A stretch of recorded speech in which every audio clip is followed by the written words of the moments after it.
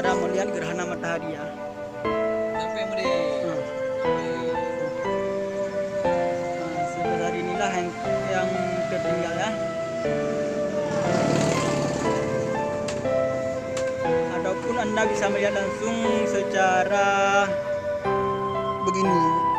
Cuman dengan mata langsung kita baru bisa melihatnya ya. Kalau dari cahaya HP agak susah sedikit. Ini kurang bagus ya. Bentar ya.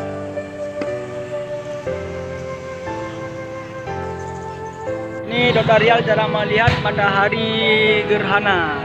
Untuk melihatnya dengan mata langsung nggak bisa, dan lihat ini ada cahaya seperti bulan ya.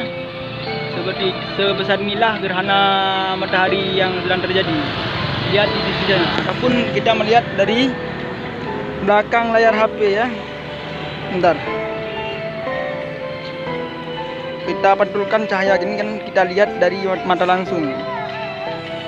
Nah, dari mata langsung baru kelihatan. Kalau dari cahaya mata dari HP agak susah ya.